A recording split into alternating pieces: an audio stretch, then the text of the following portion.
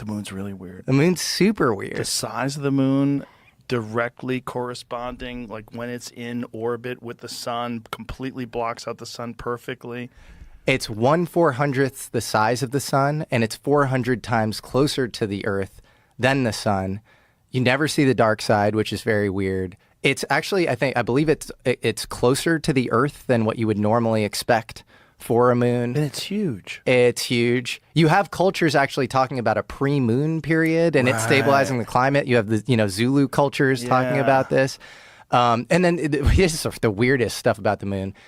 Apollo 11, I believe, when the booster took off on the moon, they were like, "Oh, we think it might be hollow," and it's it seems like actually the outer layer of the moon is less dense, or sorry, is more dense than lower layers, which pattern matches only to an excavation site. That's obviously in Earth. The lower you go, it's more dense, right? And so Apollo 12, they intentionally crashed the booster of the lunar vehicle onto the moon. They put seismometers there, and they said that it rang like a bell. This is all fact. You could look all this stuff. It's super weird. It is really weird. I know you did an episode about that with Randall Carlson. Love Randall Carlson. Yeah, he's got some wild fucking theories too. But the idea that the moon was somehow another place there to stabilize our atmosphere is so crazy. It is crazy. And then you obviously have to sort of think in probabilities all the way down. Lowest probability, craziest thing is Ingo Swann, who is another remote viewer in the Stargate program. He wrote a book called Penetration, where he's basically like abducted by this guy in a suit, like this kind of Men in Black style guy named Axelrod.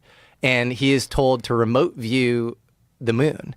And he remote views an alien base on the moon. And he says that he gets it. The whole thing goes crazy. I mean, the book is insane. It's like he then ends up in a supermarket and he says that he senses that this woman at the produce aisle is like an alien or something.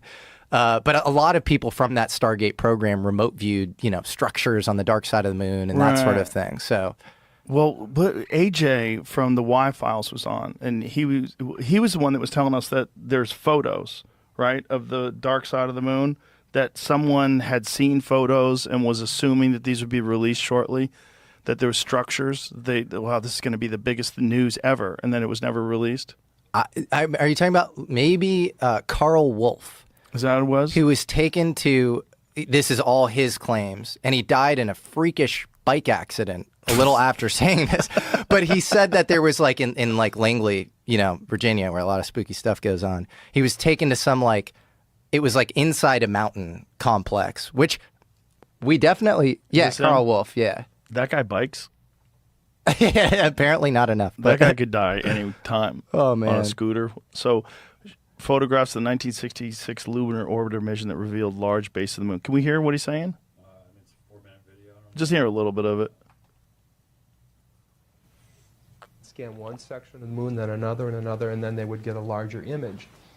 So this mosaic then would be put in that contact printer, and that was then a print that was issued to whomever, the press, the scientist, whatever, wherever that was intended to go.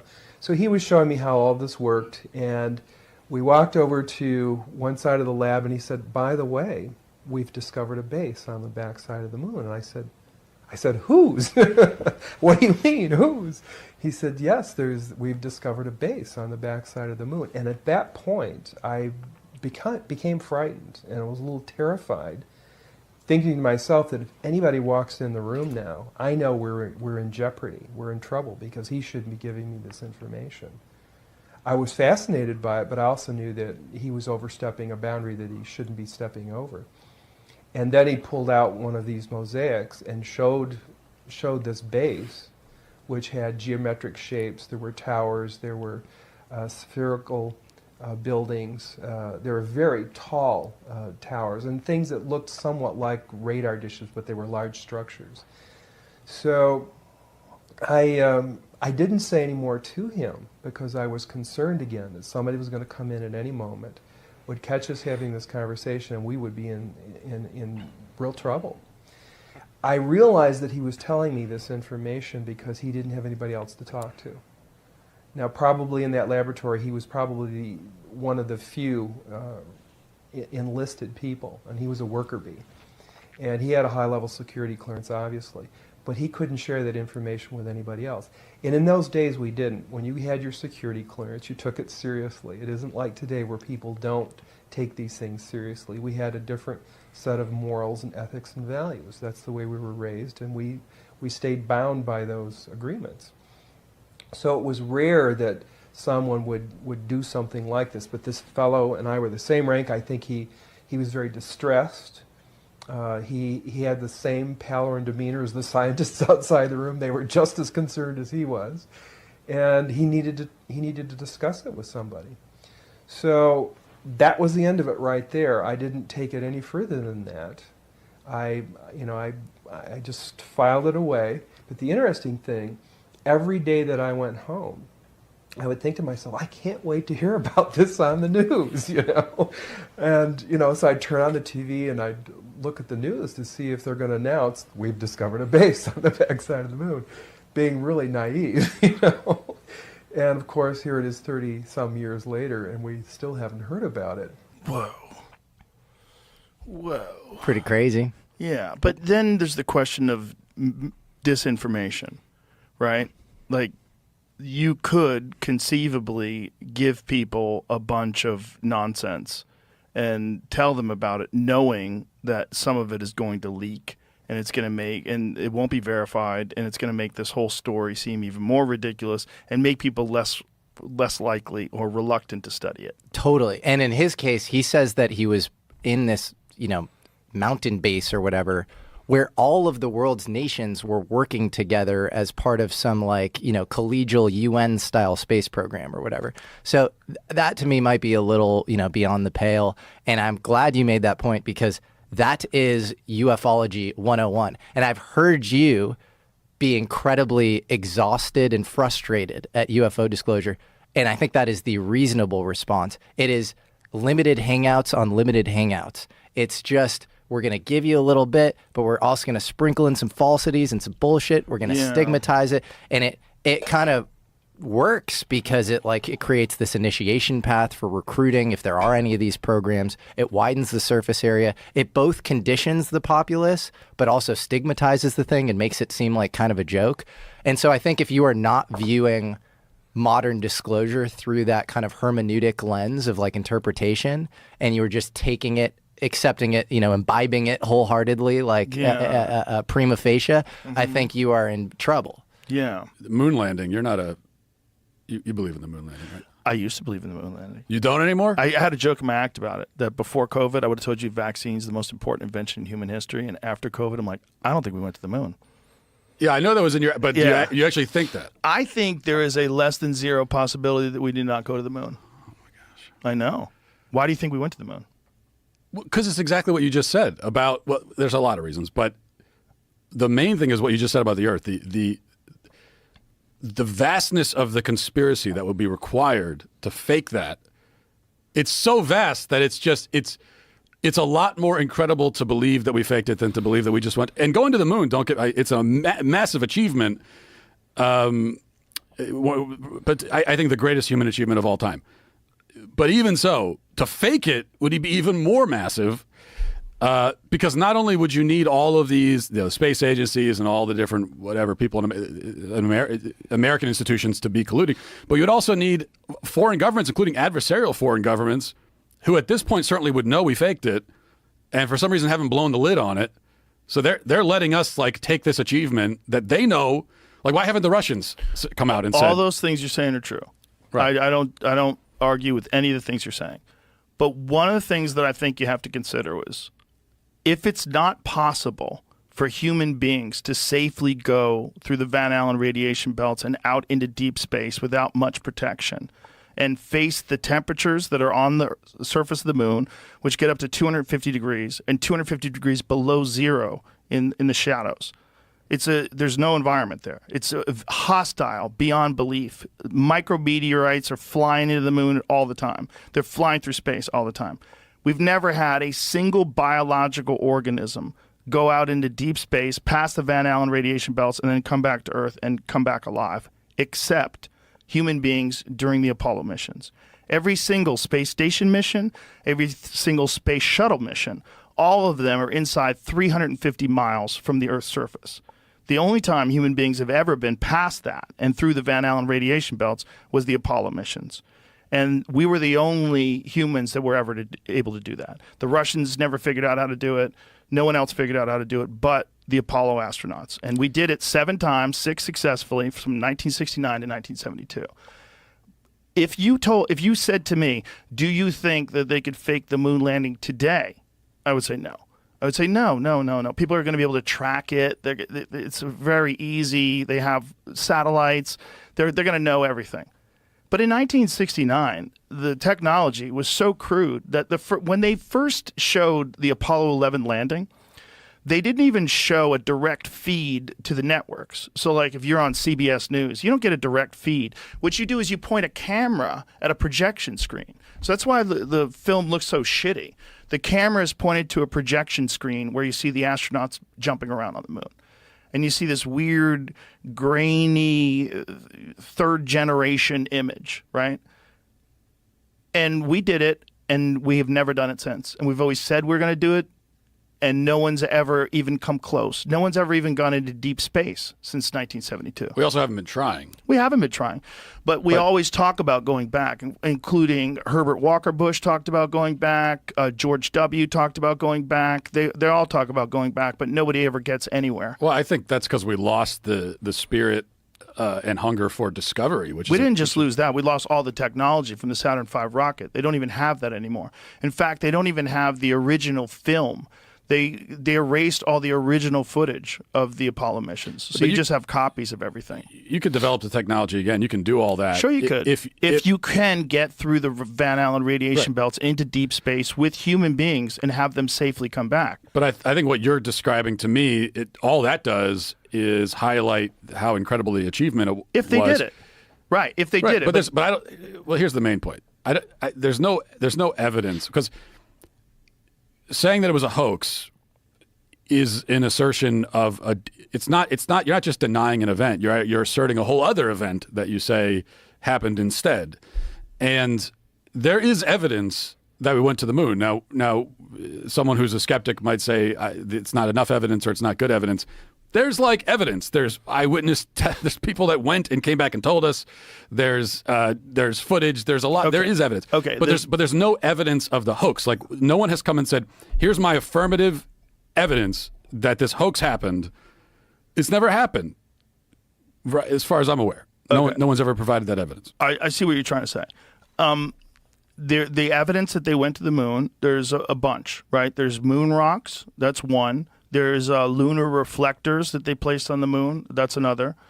And there's a couple problems with those. First of all, the Soviets put laser reflectors on the moon as well. And also the moon itself, in many places where you shine lasers on it, it bounces back by itself.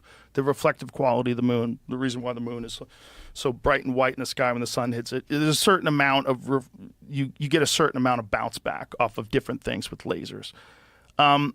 There's some photographs that are interesting. What was it? Was the India? What was the one where they got the most high resolution photos of the lander? I'm looking at Wikipedia right now of all third-party evidence of the Apollo mission. One of the things that's interesting is they gave a moon rock to, was it a prime minister of Holland? Is that what it was? Which one was the moon rock they gave that turned out to be petrified wood? So the Apollo astronauts gave a moon rock to some foreign dignitary, and it turned out to be a piece of petrified wood. They do have samples of moon rocks that came from the moon, but we also have those on Earth. And in fact, Wernher von Braun in 1968, I believe, went to Antarctica. There's all these photographs of him in Antarctica.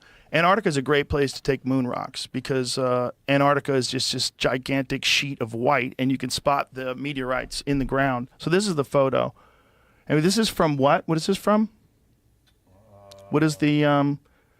So this is an Indian Space Research Organization's. I don't know how to say that word. Chandrayaan-2 orbiter captured images of NASA's Apollo 11 and 12 landing sites and lunar modules from 100-kilometer altitude. Apollo 12 image, astronaut boots tracks are still even visible. Due to the recent interest in another post I shared, decided to download to view the raw imagery. So that looks like there's some kind of thing on the moon. It's pretty good evidence. It is evidence that something's on the moon. It's not evidence that human beings went to the moon. See, we have things that are on the moon. We have things on Mars right now. Well, I think we have things that were, we'd shot things into space for sure. Yeah, but it's evidence. It's not proof in and of itself, but it is evidence. Listen, I'm not saying we didn't go to the moon. What I'm saying is the subject is complex. And it's not even a little complex. It's really complex. There's a documentary called A Funny Thing Happened on the Way to the Moon. This guy, Bart Sibrel, he's been obsessed. He was a guest on the show, too. Been obsessed about this his whole life and absolutely believes that we never went to the moon. And there's enough shit that you go, okay, if he's right about any of these things, it's weird. One of the things was some of the photographs of the moon, they ran through one of those AI detectors that can tell you whether or not something's false or artificially generated. And it showed different images from, I think it was a Chinese satellite of the moon. They said this is legitimate. But then it got to these Apollo images, and they said these have been doctored. This is AI. Who said that? This AI program that All they the ran. images or a few of them? A few of them. But then other ones were found to be authentic. I don't think so. I think they only ran a few images through. See if you can find those, Jamie. Find what they did. Again, this is not saying that we didn't go to the moon. It could be, and this was a fact with the Gemini 15 program, where Michael Collins, there was a photograph of Michael Collins that they took in one of his training exercises, where he had those packs that they put on where they can move around while they're doing moon walks, or not moon walks, space walks outside of where they're connected by a tether.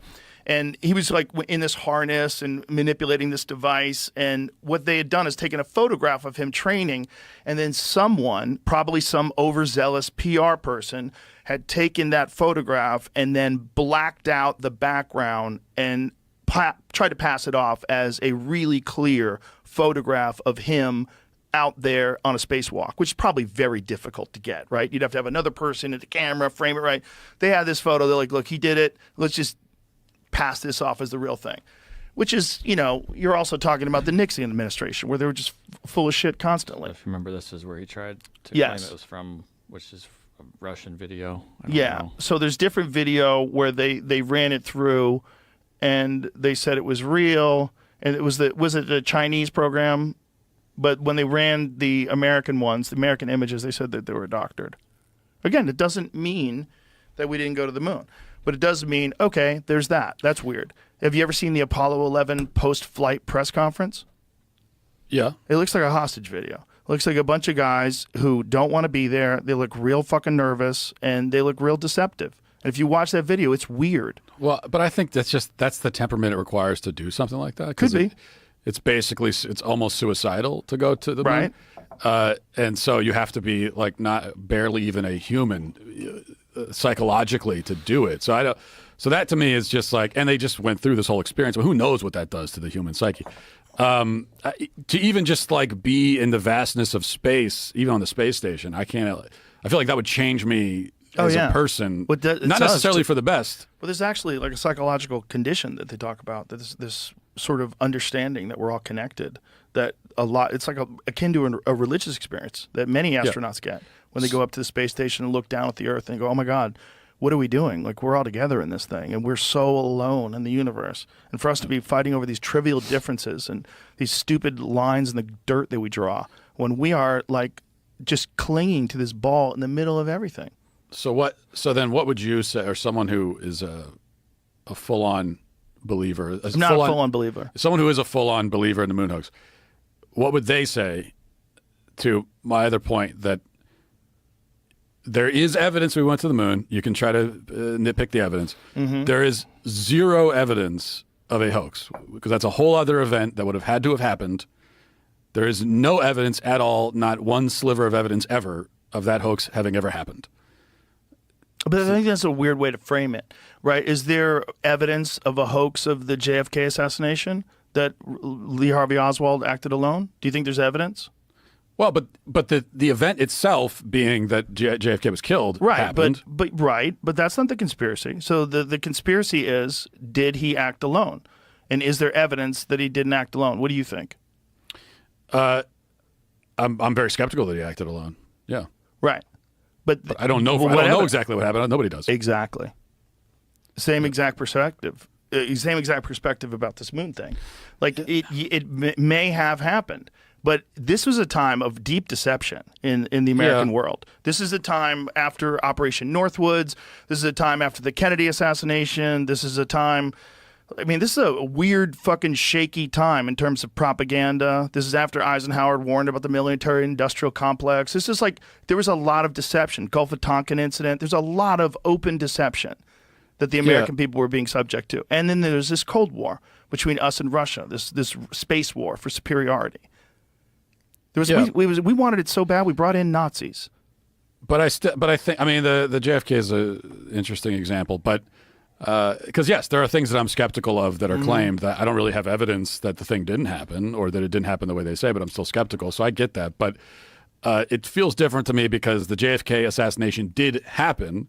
The question is, how did it happen? But if we're going to assert that a major historical event, probably the greatest, the most significant historical event in history, or one of them, did not happen at all, no one did it, then like I said, so what you're actually claiming is that some other thing, they went somewhere and they pulled off this hoax and they planned it and they did, like an event happened where they were faking it. Right. And so what I would want to see, has anybody come out, any whistleblower ever, to say, hey, I was involved in the shoot, or I'm in Hollywood, I talked to a guy who was there. Well, that's not even evidence. You know, the real evidence would be some sort of documentation, some sort of a way to go over, like there's a binary code that shows the distance between the Earth and the lunar module at every stage of the journey, but that's missing. That stuff's missing. All the tracking data's, they can't find it. All the original footage is missing. And that could just be people who are really bad with historical items. That's possible.